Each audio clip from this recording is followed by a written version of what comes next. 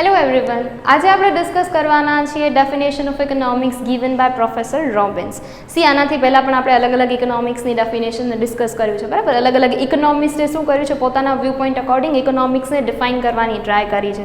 Like professor Marcel છે, Adam Smith છે, બરાબર. એમને શું કર્યું છે, ઇકોનોમિક્સને પોતાની લેંગ્વેજમાં ડિફાઇન કર્યો છે કે એમના અકોર્ડિંગ ઇકોનોમિક્સ જે છે એનો મેઇન ગોલ શું છે, બધી વસ્તુ એમને એક્સપ્લેન કરી છે, બરાબર. Like wealth oriented definition, welfare oriented definition જે આપણે ઓલરેડી ડિસ્કસ કરી લીધું છે, બરાબર. સેમ વેમાં આજે આપણે એક થર્ડ ડેફિનેશન જોવા જઈએ છીએ ઇકોનોમિક્સની, જે એક્સપ્લેન કરી છે, જે આપી છે પ્રોફેસર રોબિન્સે, બરાબર. સો હવે આ ડેફિનેશન જે છે કમ્પ્લીટલી રિલેટેડ છે વિથ સ્કેર્સિટી ઓફ રિસોર્સિસ.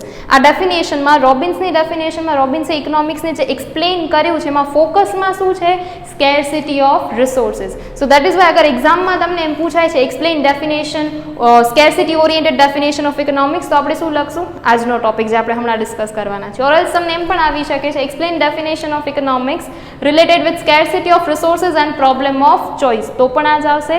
યા ફિર તમને જસ્ટ એમને પૂછ્યો છે કે ભાઈ explain professor Robbins definition of economics, તો પણ આ જ વસ્તુ આવશે, બરાબર. સો એક્ઝામના વ્યૂ પોઈન્ટથી જોવા જઈએ તો આ જે ટોપિક છે થોડોક આપણા માટે વધારે ઇમ્પોર્ટન્ટ છે, બરાબર. બિકોઝ રોબિન્સની ડેફિનેશન ઘણી વખત પૂછાય છે. એનો મતલબ એમ નથી કે બીજા ઇકોનોમિક્સની ડેફિનેશન આપણે નહીં કરીએ, બરાબર. આપણે બધી કરવાની, જે પણ એ લોકો પૂછે આપણને બધું આવડતું હોવું જોઈએ, બરાબર. સો ડિસ્કસ કરીએ રોબિન્સના અકોર્ડિંગ ઇકોનોમિક્સ શું છે. સો ફર્સ્ટ ઓફ ઓલ આ જે ડેફિનેશન છે ને આપણે એમ પણ કહી શકીએ છીએ it is also known as Robbins definition of economics, બરાબર. જસ્ટ એક નામ છે જે મેં તમને હમણાં જ કીધું.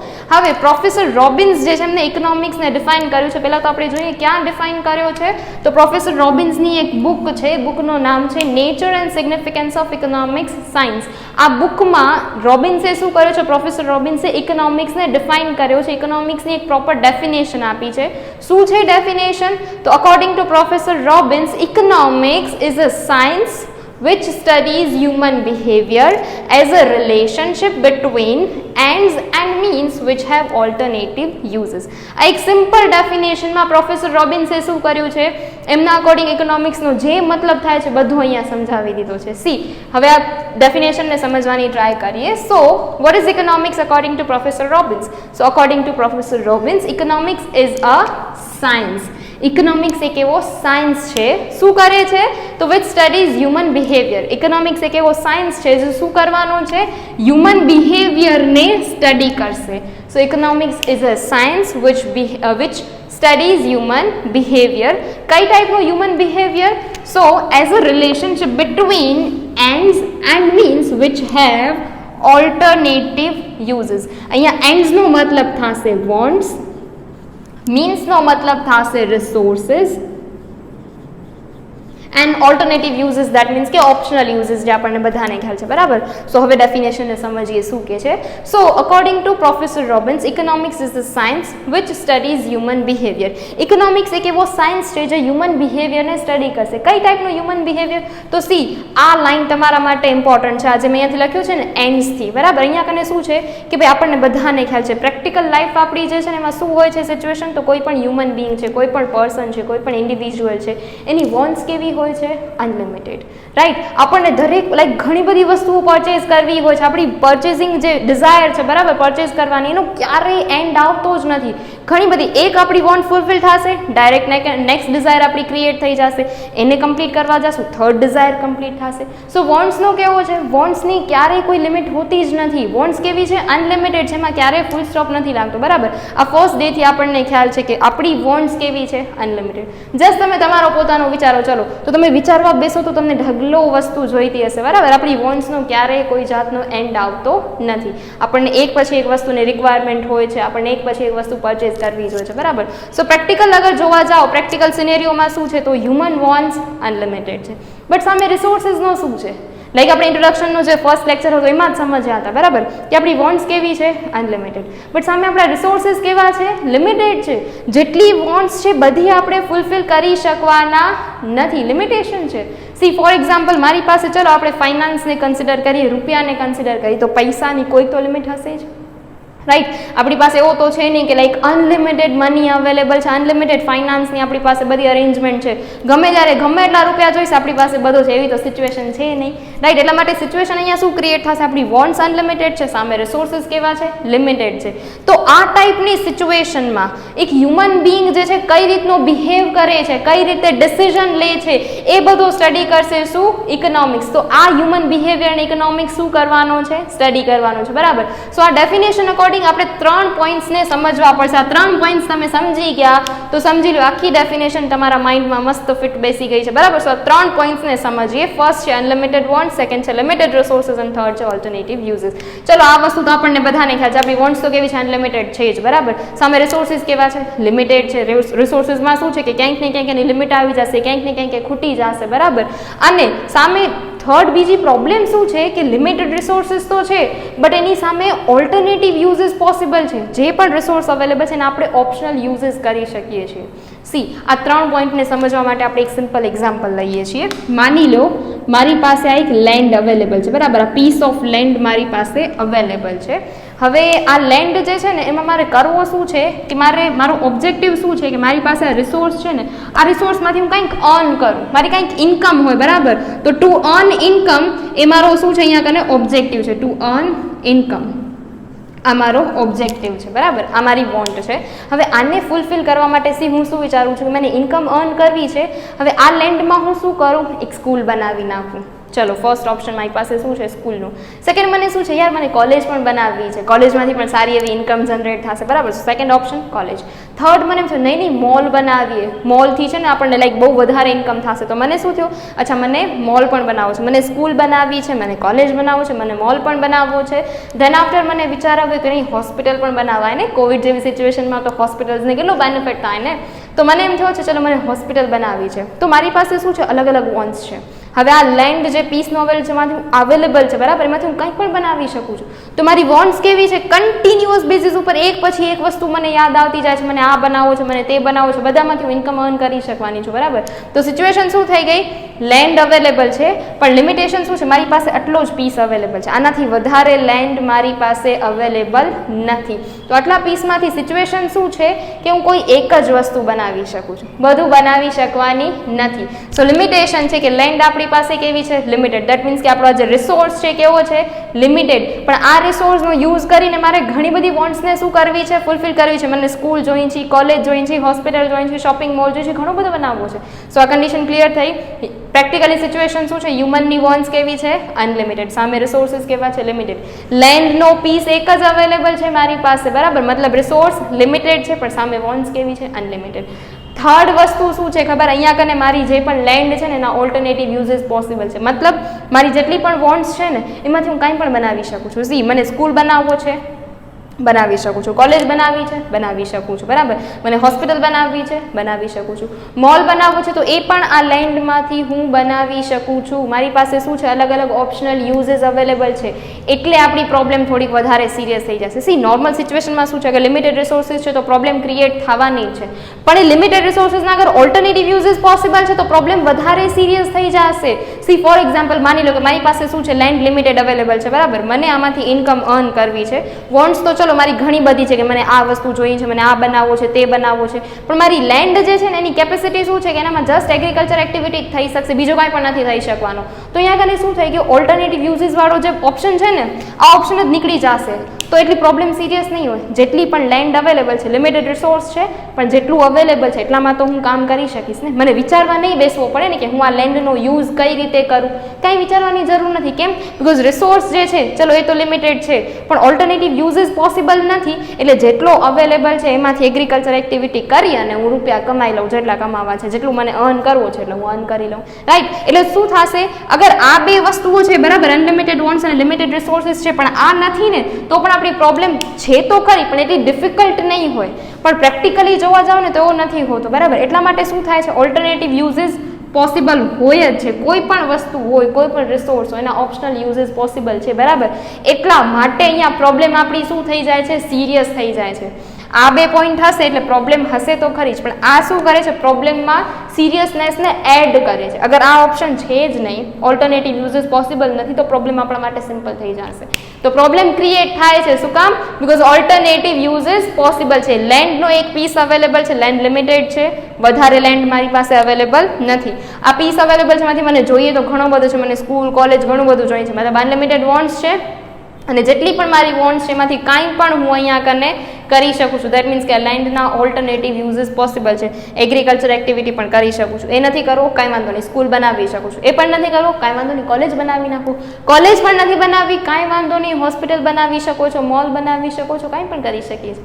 એટલે પ્રોબ્લેમ આપણી શું થઈ ગઈ, વધારે થઈ જશે, બરાબર. તો આ સ્કેરસિટીના લીધે એક બીજી પ્રોબ્લેમ ઊભી થશે, જેને આપણે શું કહીશું, પ્રોબ્લેમ ઓફ ચોઇસ. મતલબ અહીંયા હવે આપણે ચૂઝ કરવો પડશે કે આ લિમિટેડ રિસોર્સનો આપણે કઈ રીતે યુઝ કરીએ જેના બેઝ ઉપર આપણને મેક્સિમમ સેટિસ્ફેક્શન મળે. મેક્સિમમ સેટિસ્ફેક્શન આપણને ક્યારે મળશે? જ્યારે આપણો ઓબ્જેક્ટિવ ફૂલફિલ થશે. આપણો ઓબ્જેક્ટિવ શું છે?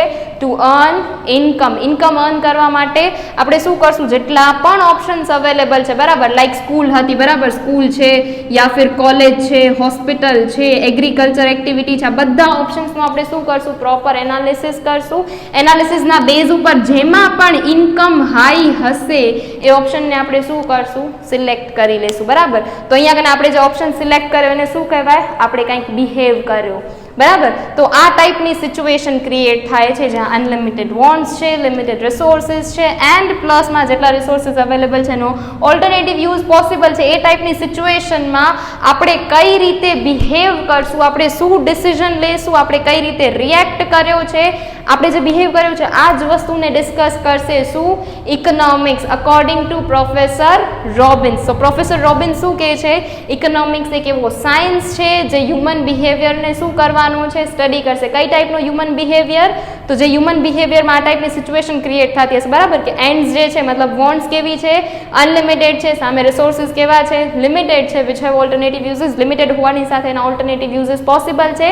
અગર આ ત્રણ વસ્તુ ક્રિએટ થઈ છે, મતલબ વોન્ટ્સ, રિસોર્સિસ અને ઓલ્ટરનેટિવ યુઝિસ, બરાબર, આ વસ્તુ ક્રિએટ થાય છે આ ટાઈપની સિચ્યુએશનમાં એક પર્સન, એક હ્યુમન શું બિહેવ કરે છે, કઈ રીતે ડિસિઝન લે છે, એ વસ્તુને સ્ટડી કરે છે ઇકોનોમિક્સ. આટલો સિમ્પલ વસ્તુ છે, બરાબર.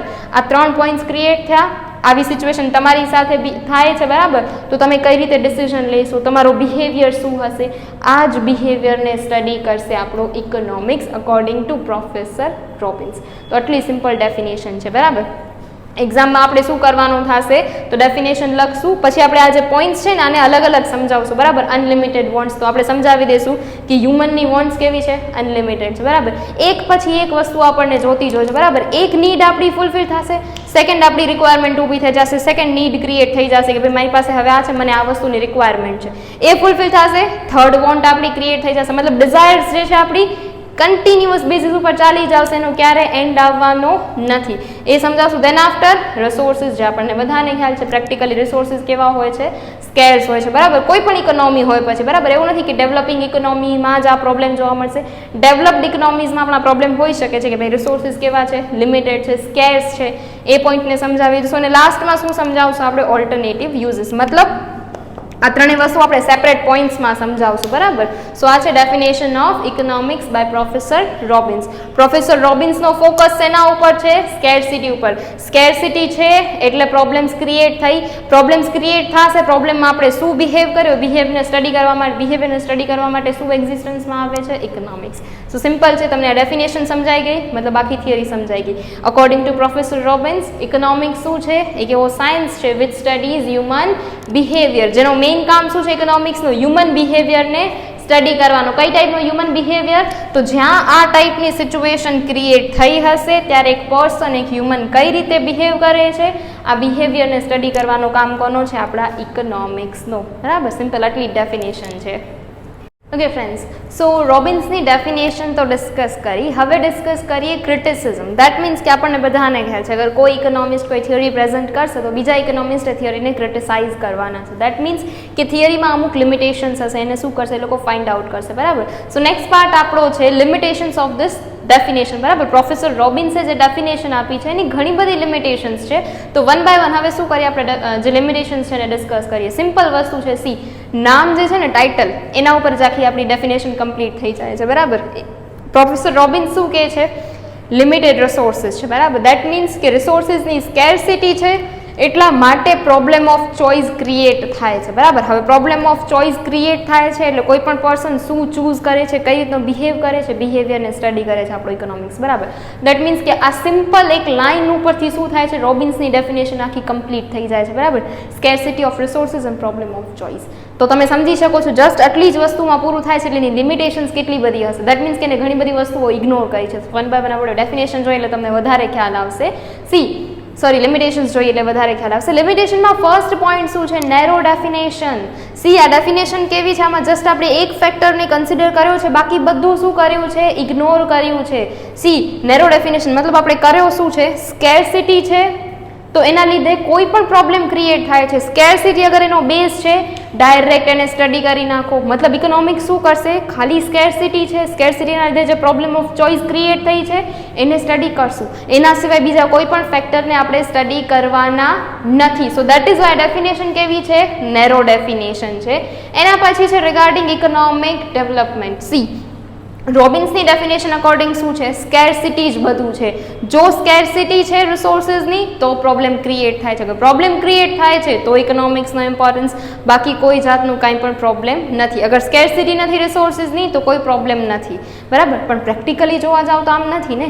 ઇકોનોમિક્સનો રિલેશન ખાલી સ્કેર્સિટી સાથે નથી. મતલબ કે ચલો માની લો સ્કેર્સિટી છે તો એને સ્ટડી કરશે ઇકોનોમિક્સ, બરાબર. સ્કેર્સિટી અને ઇકોનોમિક્સનું રિલેશન છે, એમ નથી કે નથી. બટ એવો તો નથી ને કે ખાલી સ્કેર્સિટી સાથે જ ઇકોનોમિક્સનો રિલેશન છે. પ્રેક્ટિકલી જોવા જાવ તો ઇકોનોમિક્સનો રિલેશન કોની સાથે છે? ઇકોનોમિક ડેવલપમેન્ટની સાથે. ઇકોનોમિક્સ એવી દરેક વસ્તુનો સ્ટડી કરશે જે આપણા ઇકોનોમિક ડેવલપમેન્ટ ઉપર ઇમ્પેક્ટ કરે છે, બરાબર. કોઈ પણ વસ્તુ છે, નાનામાં નાના પોઈન્ટથી લઈને મોટામાં મોટા પોઈન્ટ સુધી, અગર આપણા ઇકોનોમિક ડેવલપમેન્ટ ઉપર કાંઈ ઇમ્પેક્ટ છે તો ઇકોનોમિક્સ એને સ્ટડી કરશે. બટ રોબિન્સ અકોર્ડિંગ ઇકોનોમિક્સ શું સ્ટડી કરશે? જસ્ટ સ્કેર્સિટીને જ. આપણા બેઝમાં સ્કેર્સિટી છે, સ્કેર્સિટીના લીધે પ્રોબ્લેમ ક્રિએટ થઈ, એ પ્રોબ્લેમને જ સ્ટડી કરવાનો કામ કોનો છે? ઇકોનોમિક્સ. એના સિવાય કોઈ પણ ફેક્ટરને આપણે સ્ટડી કરવાના નથી. લાઈક નેશનલ ઇન્કમ છે, પર કેપિટા ઇન્કમ છે, ટોટલ સેવિંગ્સ છે, કાંઈ પણ આપણે ડિસ્કસ કરવાના નથી. માર્કેટમાં ઇન્ફ્લેશન છે, અનએમ્પ્લોયમેન્ટ છે, કોઈ વસ્તુ નહીં, આપણે કાંઈ ડિસ્કસ નહીં કરીએ. રોબિન્સ અકોર્ડિંગ આપણે એક જ વસ્તુ ડિસ્કસ કરવાની થશે ઇકોનોમિક્સમાં, એ શું છે? Scarcity of resources. અને સ્કેર્સિટીના લીધે જે પ્રોબ્લેમ ક્રિએટ થઈ છે, પ્રોબ્લેમનો સોલ્યુશન આપણે કઈ રીતે લઈ આવ્યા, એ વસ્તુને સ્ટડી કરવાનું કામ ઇકોનોમિક્સનું, બાકી કોઈ કામ ઇકોનોમિક્સનો નથી. તો રિગાર્ડિંગ ઇકોનોમિક ડેવલપમેન્ટ પણ એને શું કર્યો છે? પ્રોપર એક્સપ્લેનેશન આપ્યો નથી. ઇકોનોમિક ડેવલપમેન્ટ ઉપર ઘણા બધા ફેક્ટર્સ ઇમ્પેક્ટ કરે છે, જેને આપણે અહીંયા કને કોન્સ્ટન્ટ અઝ્યુમ કર્યા છે. દેટ મીન્સ કે આપણે એને કમ્પ્લીટલી ઇગ્નોર કર્યા છે. આપણે એના ઉપર સ્ટડી કરવાના નથી અકોર્ડિંગ ટુ પ્રોફેસર રોબિન્સ. પર પ્રેક્ટિકલી બધા ફેક્ટર્સ આપણા માટે ઇમ્પોર્ટન્ટ છે. બટ રોબિન્સ અકોર્ડિંગ એક જ ફેક્ટર ઇમ્પોર્ટન્ટ છે. શું? સ્કેર્સિટી. સ્કેર્સિટી છે તો પ્રોબ્લેમ ઓફ ચોઇસ ક્રિએટ થશે અને તો જ ઇકોનોમિક્સનું કામ છે, બરાબર. બાકી ઇકોનોમિક્સનું કોઈ કામ નથી. સો આ પણ શું છે? એની એક લિમિટેશન છે કે ઇકોનોમિક ડેવલપમેન્ટ ઉપર જેટલા પણ ફેક્ટર્સ ઇમ્પેક્ટ કરે છે આપણે બધાને શું કર્યા છે? કોન્સ્ટન્ટ અઝ્યુમ કરી લીધા છે. દેટ મીન્સ એનામાં કોઈ ચેન્જ નહીં આવે, જેમ છે એમના એમ જ રહેશે. મતલબ કે એની ઇમ્પેક્ટ આપણા ઇકોનોમિક ડેવલપમેન્ટ ઉપર હશે નહીં. દેટ મીન્સ સિમ્પલ લેંગ્વેજમાં આપણે જેટલા પણ ફેક્ટર્સ છે જેની ઇકોનોમિક ડેવલપમેન્ટ ઉપર ઇમ્પેક્ટ હોય બધાને આપણે શું કર્યા છે? ઇગ્નોર કર્યા છે. થર્ડ શું છે? Regarding shortage or abundance of resources. Professor રોબિન્સની જે ડેફિનેશન છે, બરાબર, રિસોર્સિસનો ડિસ્કશન તો લે છે, પણ કયા રિસોર્સિસ? જેની શોર્ટેજ છે, જેની સ્કેર્સિટી છે. હવે ઇકોનોમિક્સ અહીંયા કને શું થઈ જશે? રોબિન્સ અકોર્ડિંગ ઇકોનોમિક્સ ખાલી એ જ વસ્તુઓને સ્ટડી કરશે જેમાં રિસોર્સિસ આપણા સ્કેર્સ હશે, બરાબર. એનો મતલબ શું? કે પ્રોબ્લેમ્સ ખાલી ત્યારે જ ક્રિએટ થશે જ્યારે રિસોર્સિસ સ્કેર્સ છે. મતલબ રિસોર્સિસની શોર્ટેજ હશે તો જ આપણી ઇકોનોમીમાં પ્રોબ્લેમ્સ ક્રિએટ થશે, બાકી કોઈ પ્રોબ્લેમ્સ છે જ નહીં.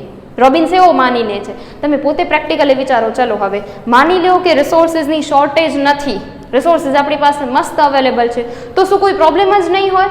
જસ્ટ તમે પોતે વિચારો. ઓબ્વિયસલી હશે. બટ રોબિન્સ બધો શું કરે છે? ઇગ્નોર. મતલબ શોર્ટેજને કમ્પ્લીટ વેમાં સ્ટડી કરે છે, મતલબ શોર્ટેજને એકદમ ડીપમાં જઈને સ્ટડી કરશે. બટ અબન્ડન્સનો શું? પ્રેક્ટિકલ સિચ્યુએશન અગર તમે વિચારવા જશો તો શું થશે? ચલો આ વસ્તુ તો તમે સમજ્યા કે રિસોર્સિસ જે છે એની સ્કેર્સિટી હોય, પણ ક્યારેક એવો પણ બની શકે ને કે રિસોર્સિસની સ્કેર્સિટી નથી, ઉલટાનું જેટલી રિક્વાયરમેન્ટ છે એનાથી વધારે અવેલેબલ છે આપણી પાસે. તો આ ટાઈમે જે વધારે રિસોર્સિસ અવેલેબલ છે, અબન્ડન્સમાં છે, એનો યુઝ કઈ રીતે કરવો એ પણ પ્રોબ્લેમ છે. સી સ્કેર્સ રિસોર્સિસનો આપણે યુઝ એવી રીતે કરવાનો જેનાથી મેક્સિમમ સેટિસ્ફેક્શન મળે. ચલો આ વસ્તુ તો ઇકોનોમિક્સની સ્ટડી કરવાની છે, કરે છે, દેટ ઇઝ ગુડ. પણ સામે ક્યારેક એવો પણ બને ને કે રિસોર્સિસ ઘણા બધા અવેલેબલ છે, તો હવે આનો હું કઈ રીતે યુઝ કરું જેનાથી મેક્સિમમ વેલફેર ક્રિએટ થાય યા ફિર મેક્સિમમ સેટિસ્ફેક્શન ક્રિએટ થાય. આ પણ એક પ્રોબ્લેમ જ છે ને.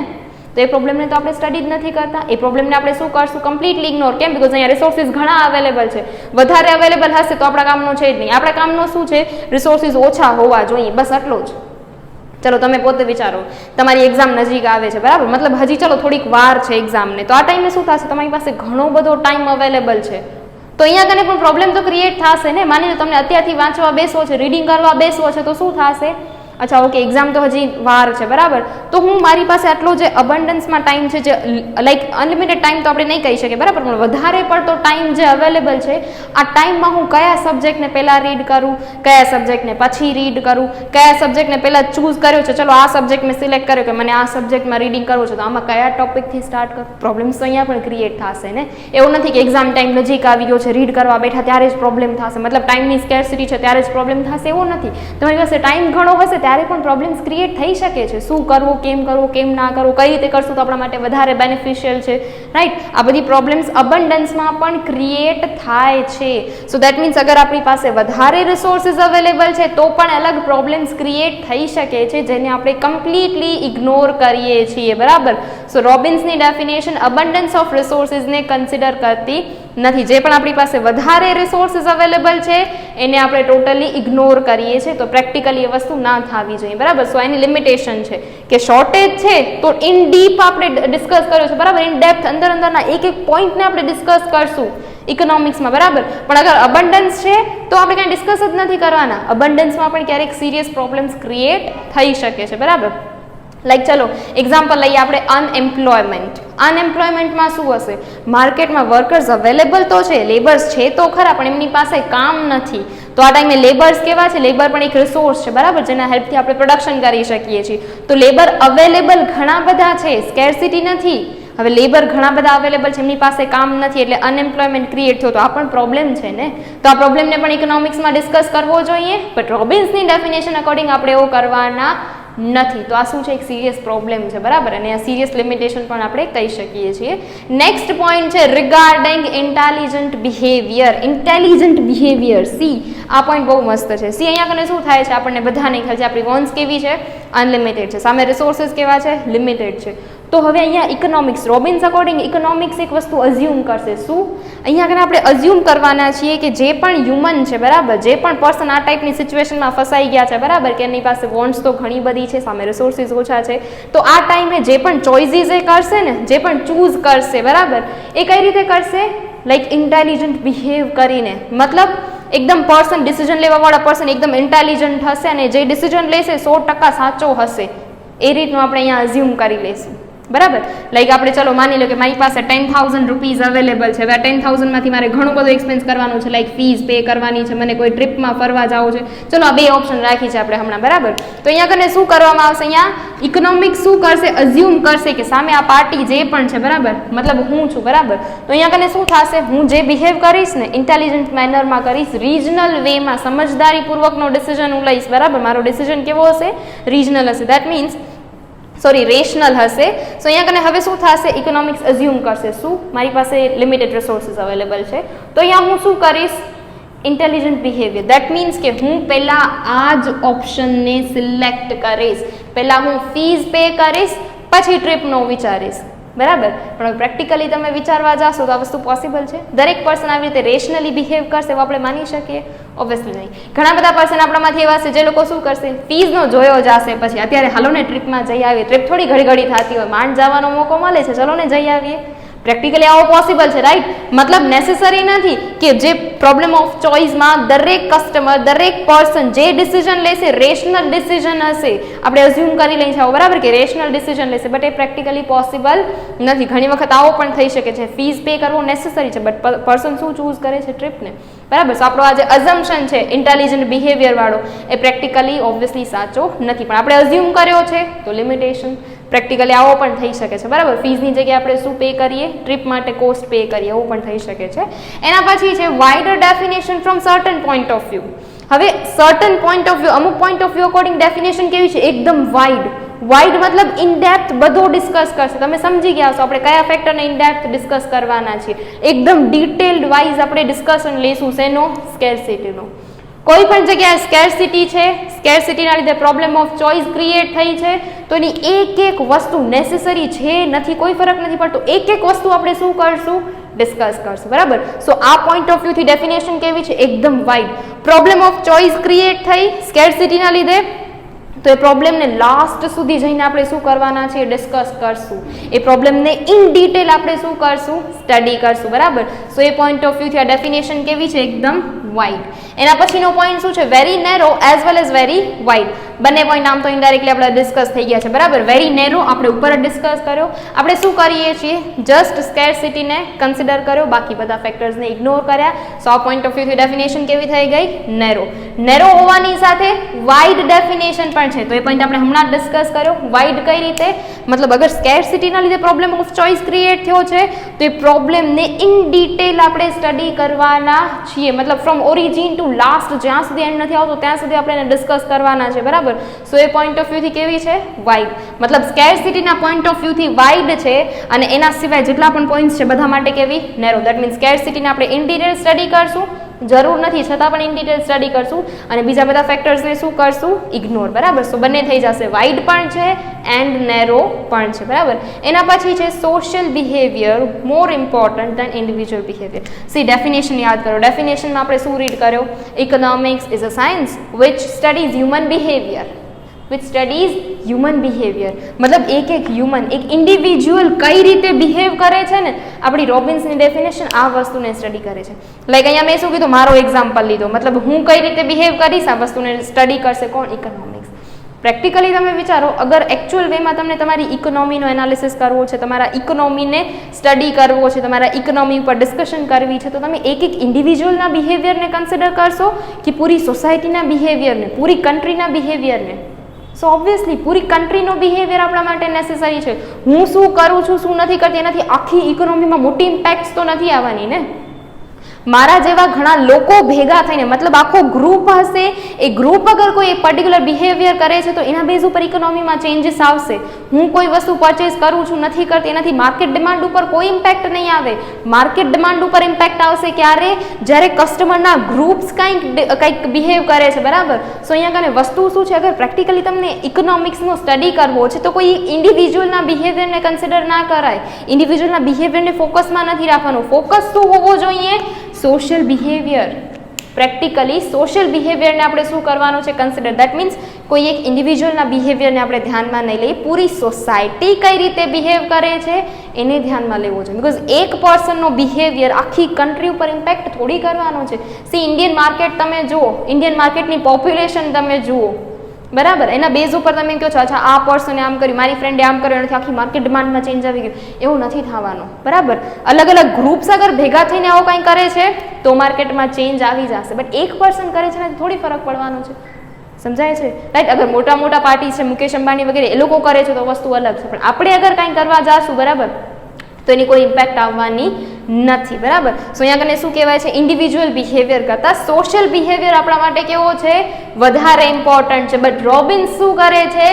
સોશિયલ બિહેવિયર નહીં, કોઈ એક હ્યુમનનો બિહેવિયર, દેટ મીન્સ કે ઇન્ડિવિજ્યુઅલ બિહેવિયરને એને શું કર્યો છે? કન્સિડર કર્યો છે, બરાબર. એના ઉપર આખો સ્ટડી છે, તો એટલા માટે આ ડેફિનેશનની એક લિમિટેશન છે કે ઇન્ડિવિજ્યુઅલ બિહેવિયરને કન્સિડર કર્યો છે. બટ પ્રેક્ટિકલી મોર ઇમ્પોર્ટન્ટ શું છે આપણા માટે? વધારે ઇમ્પોર્ટન્ટ શું છે? સોશિયલ બિહેવિયર, બરાબર. તો આપણે એની લિમિટેશન છે કે આપણે ઇન્ડિવિજ્યુઅલ બિહેવિયરને ધ્યાનમાં લીધો છે. એના પછી આવે છે અનયુટિલાઇઝ મીન્સ ઓર ફેક્ટર્સ.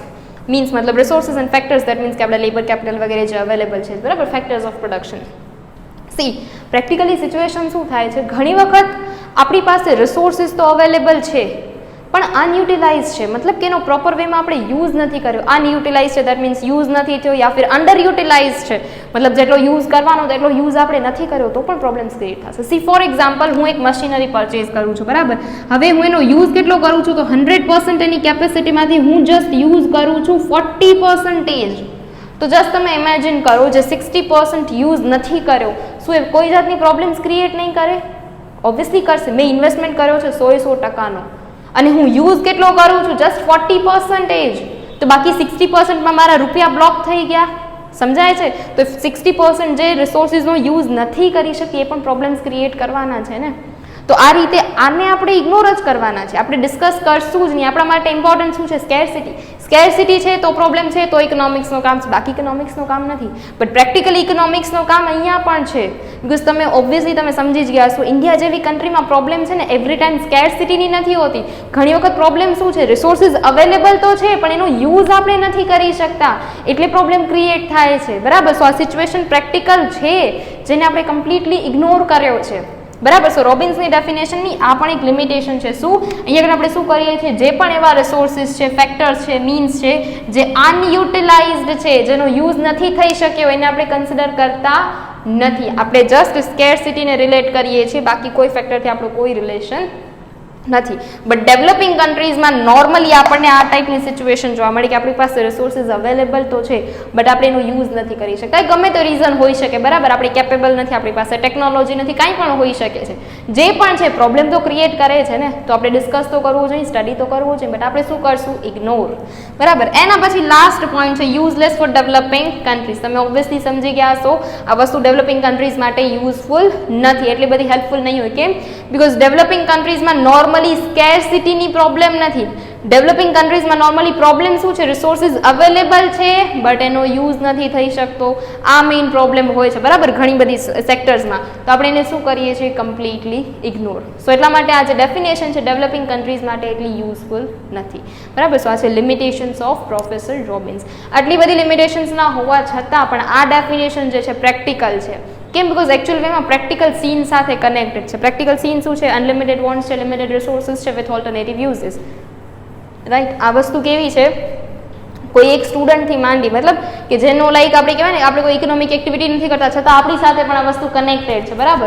સો આ પ્રોબ્લેમ જે છે બધાને ફેસ કરવી પડે છે. સો ઇકોનોમિક્સ એ પ્રોબ્લેમને ડિસ્કસ કરે છે અકોર્ડિંગ ટુ રોબિન્સ. એટલા માટે આ ડેફિનેશન થોડી પ્રેક્ટિકલ પણ છે. બરાબર. પણ પ્રેક્ટિકલ હોવાની સાથે સાથે એની લિમિટેશન્સ પણ બહુ ઘણી બધી છે. બરાબર. સો આ ડેફિનેશનમાં યાદ આપણે શું રાખવાનું છે? જસ્ટ 3 વર્ડ્સ તમે યાદ રાખશો એટલે આખો ક્વેશ્ચન તમે તમારી રીતે લખવા કેપેબલ છો. બરાબર. યાદ શું રાખવાનું છે? Unlimited wants, limited resources and alternative uses. જ્યાં પણ એવી સિચ્યુએશન ક્રિએટ થાય છે કે વોન્ટ્સ અનલિમિટેડ છે, રિસોર્સિસ લિમિટેડ છે અને ઓલ્ટરનેટિવ યુઝિસ થાય છે, તો આ ટાઈમે એક પ્રોબ્લેમ ક્રિએટ થશે જેને આપણે શું કહીએ છીએ? Problem of choice. અને આ પ્રોબ્લેમ ઓફ ચોઇસ ક્રિએટ થાય એમાં આપણે કઈ રીતે ડિસિઝન લીધું, આપણે શું બિહેવ કર્યો, આપણા બિહેવિયરને સ્ટડી કરશે ઇકોનોમિક્સ. આટલી સિમ્પલ વસ્તુ છે. બરાબર. Robbins according.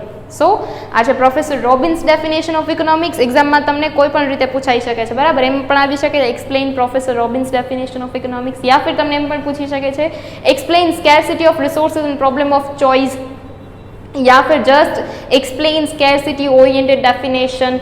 એટલો પણ આવી શકે છે. બરાબર. સો સ્કેરસિટી વર્ડ છે સમજી જવાનું કે ડેફિનેશન કોની છે? રોબિન્સની છે. બરાબર. સો અહીંયા કને આપણો ટોપિક કમ્પ્લીટ થાય છે. આજ માટે આટલો રાખીએ છીએ. Thank you.